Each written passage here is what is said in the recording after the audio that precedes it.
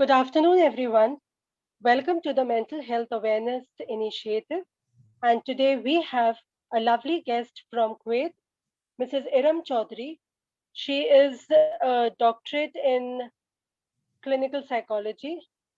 Welcome to the show, ma'am. Thank you, Miss Hina. Thanks a lot for inviting me on this platform. It's a great pleasure to have you. And if you could just introduce yourself to our listeners. Sure. Myself, Iram, and I am working as a special need teacher, and I'm trying to help these children to make a future for themselves. So I'm passionate about my work, and I'm trying to help these children so that they can live a better life. That is really very nice. And I'm sure you'll be doing a wonderful job. But Iram, just tell me, during this pandemic, how are the kids dealing with the mental health aspect? Since you are doing with the special needs children, how are the families dealing with it? Really, this pandemic is very difficult and tough time for all of us, whether normal or special kids, and for parents also, and especially the parents of special children. And I can say that among the parents of special need, the children mental health is really a very, very important part of their life, since they have to cater to such challenging behavior. And you know, Hina, of course, it is not an easy job until and unless you have good mental health. And I'm sure. yes, and as a parent, if the parent has a positive mind, you can say that positive mindset and a healthy mental status, then only they can bring drastic changes in the life of a child. So you have to keep your mental health good. Otherwise, it is very difficult to deal with them. So many people think they are thinking that it's really impossible, but I can say that understanding is the first step to acceptance, and only with acceptance there can be recovery. So the first step is to accept, and this is very important. If you will not accept that the child is a special child, then you cannot understand what the problems they are facing. So the first step is acceptance. Okay, before we move ahead and you share more about how this is to be accepted or what is the importance, I would like to know how are they different from a normal child? These special children are categorized in different ways. We have autism, autistic children, we have mentally retarded, we have Down syndromes. And in this also, we have three levels: the high function, the moderate, and a very low. So we are dealing in these three areas in a different way. Those who are high function and a verbal, another thing is verbal and non-verbal also. So some kids, they are verbal, they can express, and high function. But some kids, they are high function but non-verbal. So we are dealing in that way. We are providing the situations, or we are creating the environment so that they can express what they want. For example, Okay, we are giving them life skills trainings. We are giving them vocational trainings so that they will not depend on others for small things. that is very good because it is very frustrating if, for us also, if we are not able to do things ourselves. So Yes. imagine the the stress part, or let's say the challenge that these children go through. Yes, they become aggressive. If, for example, if they want to drink water but they cannot express, if they cannot express, they show tantrums, they show different kind of behaviors. So it is very important for a teacher to understand that what exactly the child need and how we can mold their behavior, how we can teach them to express their needs. So this is basically our job. So we are giving trainings to them so that they can express and to make them calm down and to go in a right direction, so that they can at least they can live a good life. That's wonderful. And we can move ahead. You were talking about the acceptance part, the understanding, and then how it moves ahead to acceptance. Acceptance is because, you know, Hina, many parents, because I am working in this field and I come across the situation many times that many parents, they don't want to accept that their child is a special child. So this is a very big problem. So we are saying that first you have to accept, and don't feel bad that you are a parent of a special child. Don't feel embarrassed. Just look at the strong part or the strength of the child to work in that direction. And as today's topic is mental health, so this requires a good mental health. Until and unless you are not positive, you cannot divert the behavior from negative to positive of your child. And a very good example I can give is that I think people know about the story of Mark Specs, who is an autistic child, but we cannot think that he's autistic and he cannot do anything. Don't be fooled by that, because he is also currently fastest record average Rubik Cubes champion. And some autistic children, they have written the book also. So it's not that a special child cannot do anything. So I request the parents, don't feel embarrassed having a special child. Try to accept this and move ahead. Try to see the strength of the child and work out on that, so that you can help your child. That's so true.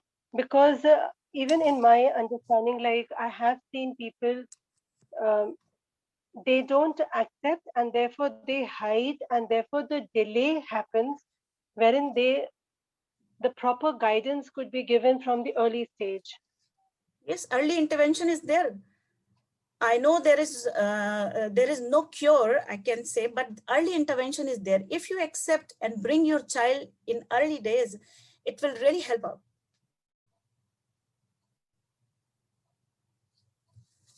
True.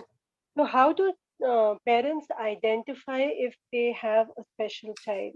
What age? Is there anything like age thing wherein that gives some Uh, clue?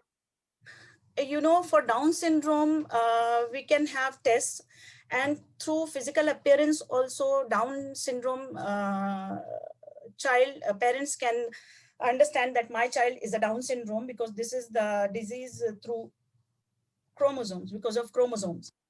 But Mm-hmm. but autism, there is no test where you can detect at early stage that my child is autistic.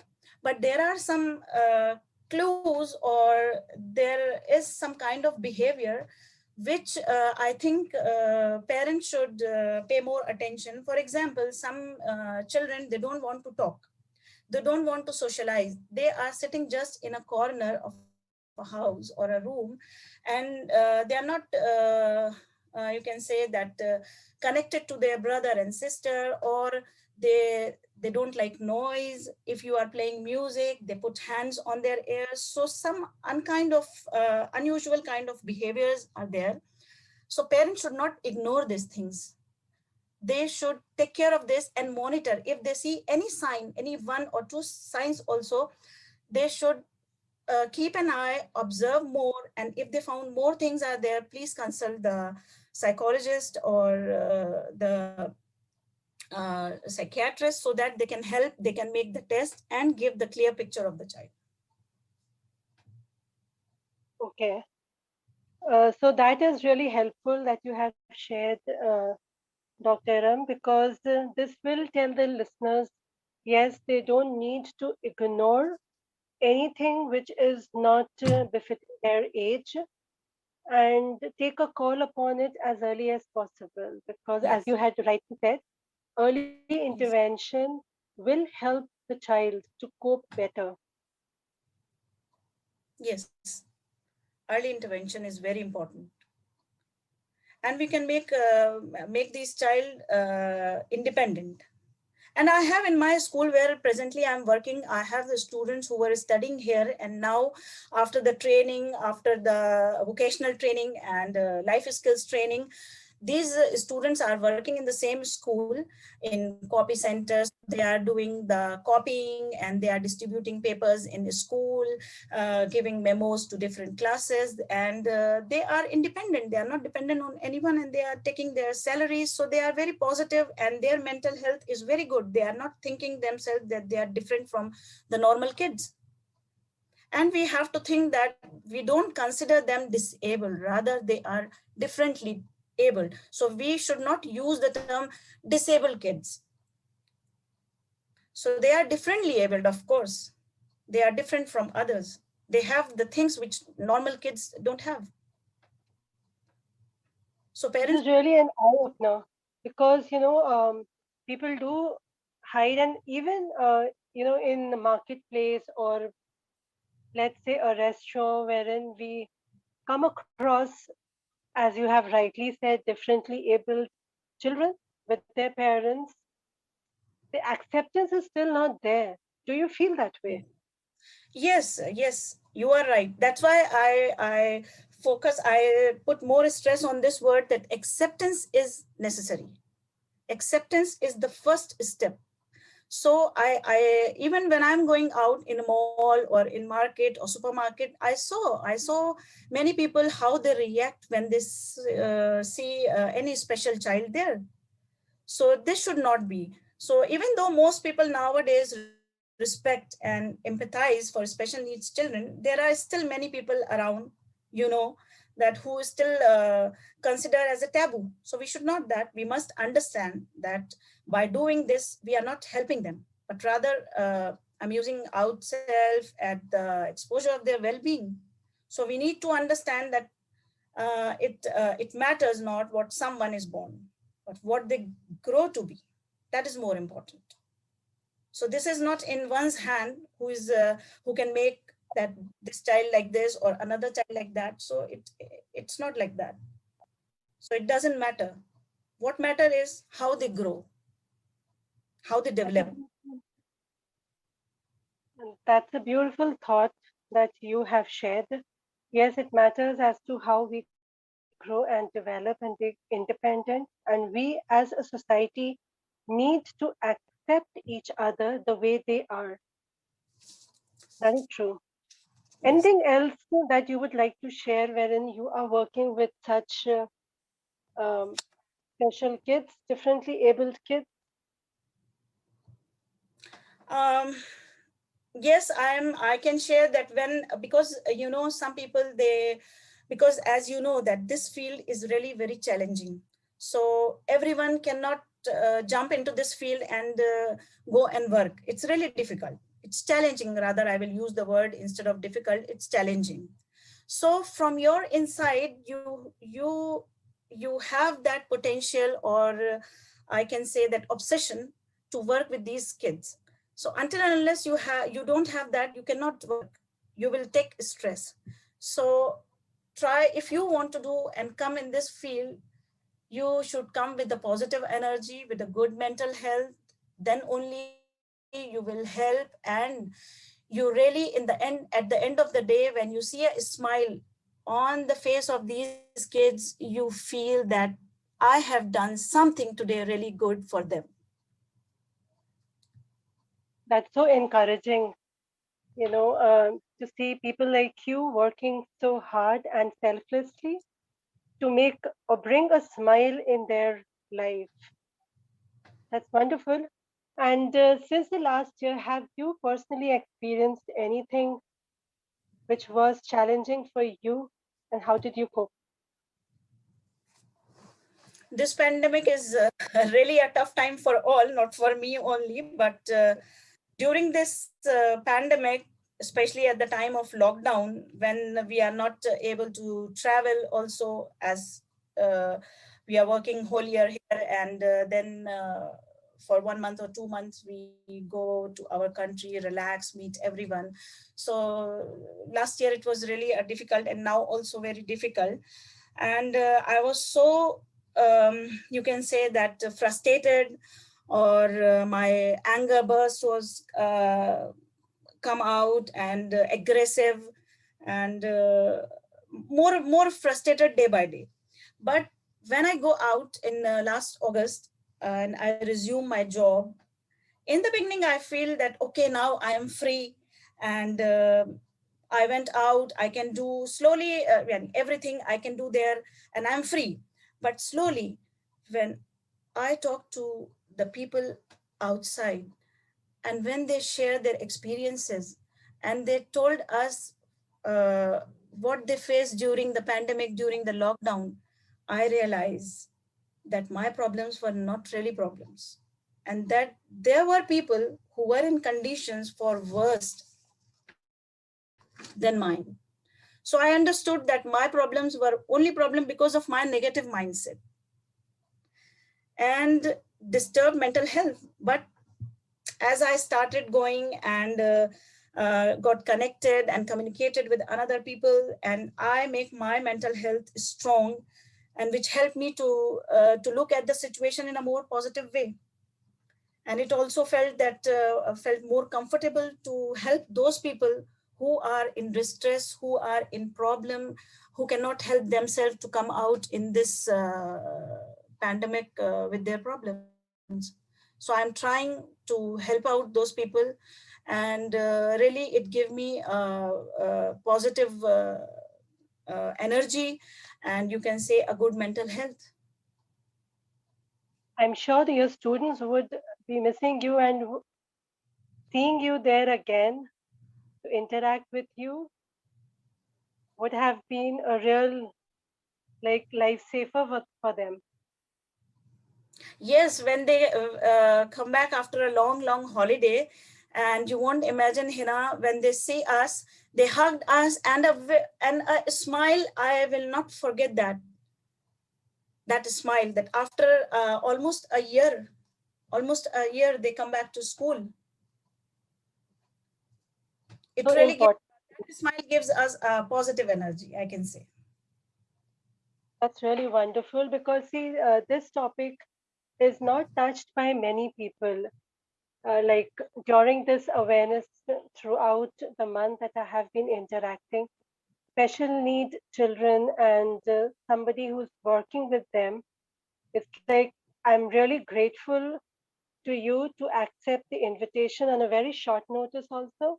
I really appreciate that and that you could take out time to share that and to normalize some, about this topic, that it is okay, we need to accept, we need to have a good mental health ourselves so that we can shell out, the positive energy and be there for everyone around.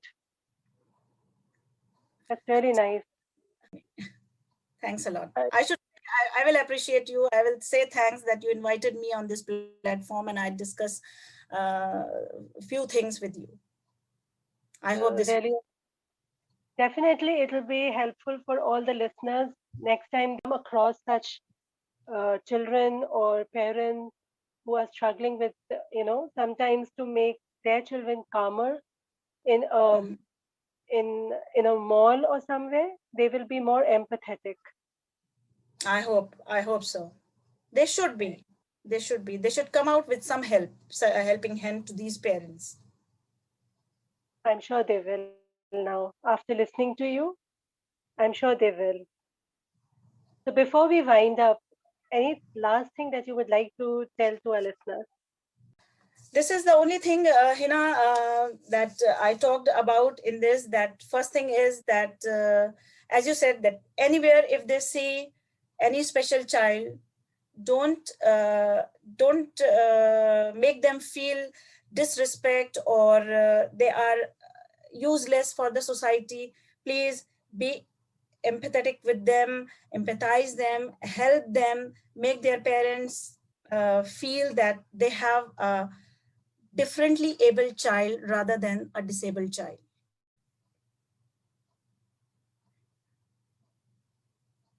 Okay, that is really nice. And I'm sure all the listeners will be eager to be there for for such parents, as you have said, to respect and to give them that warmth that they are a part of the society.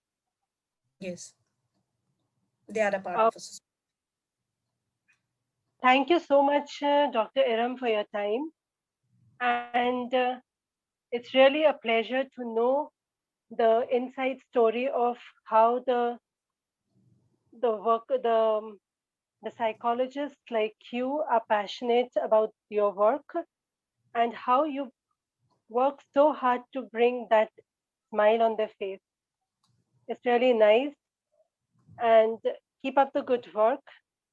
Thank you on behalf of our listeners and myself to you for your great work.